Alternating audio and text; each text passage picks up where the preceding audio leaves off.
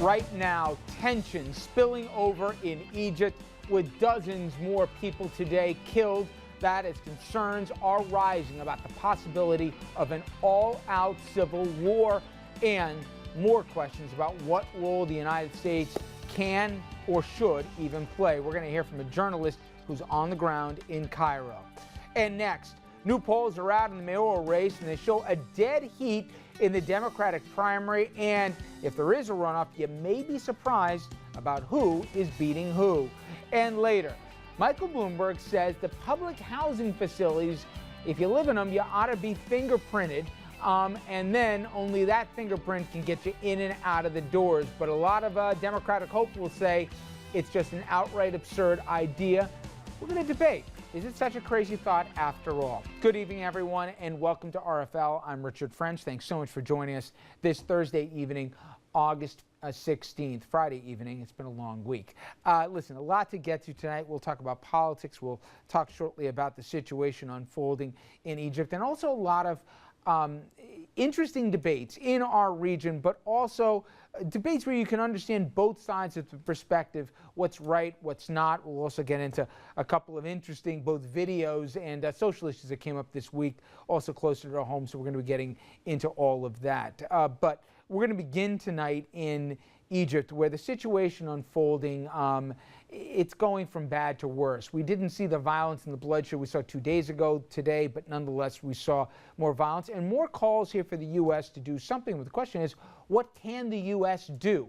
Yes, we give them $1.3 billion in terms of total funding on an annual basis, but is cutting off funding the right answer? Is that enough to even get what we want out of this with the tenuous situation unfolding? And what about the neighboring countries surrounding Egypt and the concerns about degenerating Egyptian situation, what it could cause there? The Muslim Brotherhood's role here, the Morsi element that feels understandably pushed to the side, but yet following what his lead was, there are all those additional questions. So we're going to get into all of that tonight, and as always, we're going to bring you as well into our conversation about what you think the right course of action is and isn't when it comes to our president. Political questions being raised about that. And then a little bit later on, speaking of political questions, that whole Hillary Clinton film here, well, Fox made their decision. We'll tell you about that, and also whether or not it was the right move, in fact. All right. We want to bring you now to Egypt here, where today,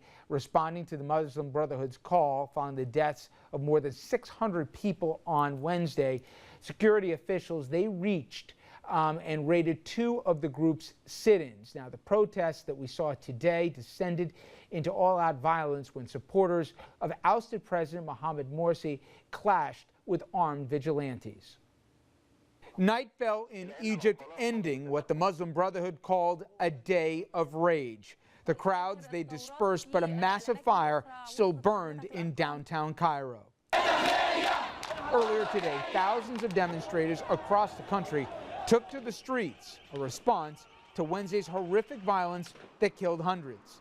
The Egyptian military responded with a show of force.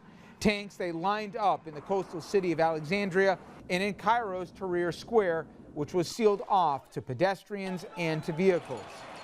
Security forces, they used live ammunition to contain crowds in Cairo. The Obama administration is keeping a close eye on the escalating situation. Egypt, as you know, a key ally for the U.S. in the region, and the United States is heavily invested there. More than $1 billion in military aid every year is set aside for Egypt, and yesterday the president said the violence must stop. The Egyptian people deserve better than what we've seen over the last several days. A White House advisor reportedly said that the U.S. wants to remain engaged, but the further Egypt heads down a violent path, the more difficult it is for the Obama administration to maintain its level of commitment. President Obama said Egyptians need to step up and take control. We've been blamed by supporters of Morsi. We've been blamed by the other side as if we are supporters of Morsi. Now, President Obama said that blame game, well, it needs to stop, and it will not help Egypt get back on the path of stability. So what is it really like on the ground in Cairo right now? Well, we spoke with Monique El-Faizy, a project leader at the World Policy Institute. She's also a freelance journalist who is in Cairo, Egypt as we speak. She's there with her family working on a book about Egypt's Coptic Christian minority. And she told us how tensions are pervading life there, even if you're not in the thick of it. We're seeing the scene obviously play out in the images that are playing globally here. But if you had to describe what we're seeing, would you say that it's a panic or a fear that's gripping this country, or more a sense of uncertainty? You know, there's a tension here that pervades everything. Let me start by saying I'm here with my 2 kids, so I've done everything in my power to keep them away from the violence and from seeing what's going on the streets. Obviously, the pictures are all over TV. We're in a very calm, peaceful neighborhood, and I would say even here there's just a tension pervading everything, particularly with the curfew, which is pretty early. So, you know, the curfew comes at 7, and, you know, by 5, everybody's closing up and trying to get home. So, you know, nothing's getting done, and there's just a real nervousness and edginess, and, you know, no one knows where it's going to go. One of the things I think that is making this such a complicated situation is reports today where you have literally armed vigilantes and citizens that are taking on elements of the Muslim Brotherhood, forgetting even the military for the moment. There's a real schism in this country as to, really since the fall of Mubarak, who should lead here. And I know you can't put them and compartmentalize them into nice, even little boxes, but still, within the population, there's real conflict about who they'd like to see, you know, keep the trains running on time and keep whatever business there is operating right now. And this has been simmering for a while. Yeah, I mean, it's not a black and white situation by any stretch of the imagination. The Brotherhood is correct in that their president was democratically elected. Having said that, the other side has very, very legitimate grievances, and, you know, as one official said to me, said we couldn't wait 4 years. In America, you don't like the president, you wait 4 years, you elect a new one. The country was falling and falling fast, and we couldn't wait 4 years. And, you know, there are a lot of people here who think that's a very valid point of view. So it's, you know, you have legitimate grievances on both sides, which makes it a very messy, complicated situation. And as you said, you have people with arms roaming the streets, and I think what makes today very different than the situation in 2011 is a lot of arms have been smuggled into the country in the intervening years, and there are far more armed people on the streets, which makes everybody nervous and makes the entire situation much more volatile. On a personal level, the State Department has encouraged every American to come home now, to leave Egypt. You mentioned before you're there with your family, including young children. Are you strongly considering leaving and coming home? You know, we're watching it. Obviously, we're here with young kids, so, you know, the stability of the country is a great concern to us. We're watching it closely. The situation is fluid and very unstable. Our neighborhood feels safe for the time being. If that were to change, we would leave immediately. And if it looked like the country was going to get more unstable and, you know, people in the media are talking about the possibility of civil war, all the Egyptians sort of poo-poo that. But if that were to happen, obviously, we would leave. The safety of our children is of the utmost concern to us. Now that again, Monique El-Faizy, who joined us from Cairo earlier in the day. And I want to bring in our panel right now on this. We've got Dominic Card, of course, political journalist and author, and Jessica Proud, one of our favorites here on RFL, Republican strategist and vice president at NLO Strategies. Listen, the situation, and now we're getting accounts that at least 64 people are accounted as dead today. The numbers, obviously, that doesn't even take into account the unaccounted. But whatever it is, people still look to the United States to be the policeman of the world. The president, I think, pretty clearly said, don't hold your breath if you think there's American force going in. You guys got to solve this on your own. That said, they're still looking for a little bit of direction, as is the world, for what we could or even should do going forward. I think our options are limited, and he could have gone farther yesterday. He could have pulled our ambassador back, or he could have cut off funding, part or whole of the $1.3 billion we give him every year. He, in fact, he condemned it, but at the other end, you didn't call it a coup, which would have set that off. Did he strike the right balance?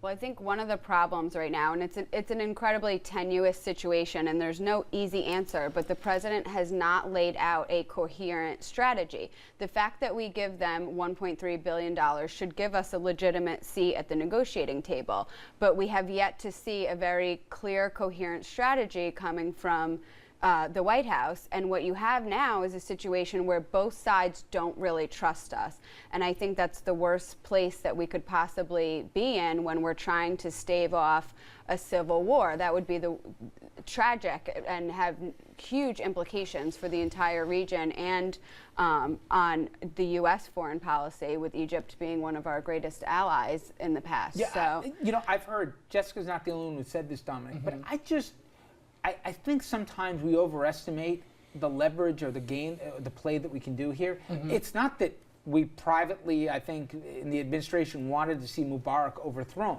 But when the protests reached that fever pitch that we all watched in Tahrir Square, what choice did we have? You had to get behind the idea of democracy if this is America, even if we didn't know what would fill the void.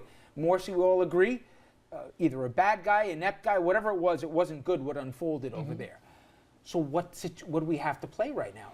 I thought he said and made it clear we can't basically run the country or mitigate. I mean, nobody would want that over there, and I don't think anybody here wants any more nation building. I just don't know what more you can do. Apparently, 2 days ago, before the Wednesday, violence, Hagel's calling his equivalent over there saying, whatever you guys do, military, do not open fire on the protesters. We saw how that played out. But what do? Do you wrap them on the wrist, Dom? Do you take away the money? And if you take away the money, then what? Then you have no leverage because they have nothing to listen to you for. I don't know how you do it. I'm with you on this one, Richard. You're preaching to the choir right now because really it's a fluid situation. And I understand Republicans are arguing that this administration wants it both ways. Claiming that they want it both ways, but I just don't know what the U.S. can do at this point. It's a fluid situation. If you yank the money, the $1.3 billion, then you have absolutely no leverage. I don't think you have much leverage even with that amount of money. I mean, at this point, the U.S. is observing the situation of what's going on. I don't know what else can go on. The U.S. can't put troops on the ground. Honest, the U.S. also would prefer, they'll never say this out loud, but this administration, the previous one, and the next one, whoever they are, whatever party, they'd rather the military be in charge. Of course. That they've been the most stabilizing force in Egypt, and that, like I was saying, that has implications that go far beyond Egypt's borders, and it directly impacts the United States. So, he should be working toward that goal, and I think continuing the funding is critical to that. It is a tricky situation because you can't come right out. Well, he didn't come right out from the beginning, so now you have mistrust among both sides. So we are in a really tricky situation. And the one thing I think we all agree on is, even if you don't follow geopolitics at home, is if this thing does degenerate into a civil war here, don't think it stops at the borders. As Jessica said, you're talking about you think you have a tenuous situation right now in Syria? What do you think happens with Iran? What do you think happens? And what about our allies Israel over in the middle of all this as all this degenerates? So again, even if you say, well, it doesn't matter to me, trust me, it does, and it'll matter to this president and the one after him here.